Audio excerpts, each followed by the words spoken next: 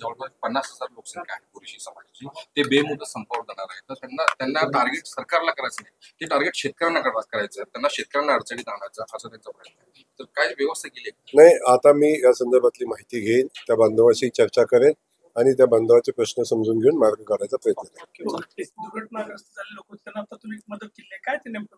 आपण बघितलं असेल की मुख्यमंत्री महोदय दिल्या शब्दाला जागणारा मुख्यमंत्री म्हणून आपण सगळ्यांनी अनुभवतोय. जेव्हा ती दुर्घटना घडली त्यावेळीच आपण घोषित केलं होतं मुख्यमंत्री महोदयांनी त्या कुटुंबाला 5 लाख रुपयाची मदत आपण करणार आहे. आज 5 लाख रुपयाचे चेक आम्ही त्या कुटुंबाला दिले आणि कुटुंबाला जी मदत आदरणीय मुख्यमंत्री महोदयांच्या माध्यमातून झाली आपण बघितलं. त्या भगिनीच्या डोळ्यामध्ये पाणी होते. त्यामुळं एका बाजूला दुःख होतं, एका बाजूला मदतीचा हात आपल्या पाठीशी मुख्यमंत्री महोदयांचा आहे.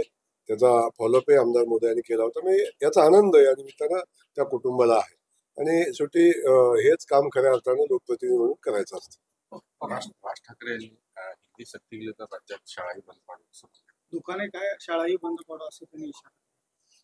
कधीतरी काहीतरी चालू करण्यासंदर्भात बोलावं.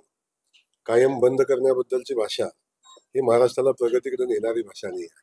त्यामुळे आपण आपल्या सगळ्यांच्या माध्यमातून माझी सगळ्यांनाच विनंती आहे की महाराष्ट्र ही मराठी भूमी आहे आणि इथं मराठीचा सन्मान होतच असतो.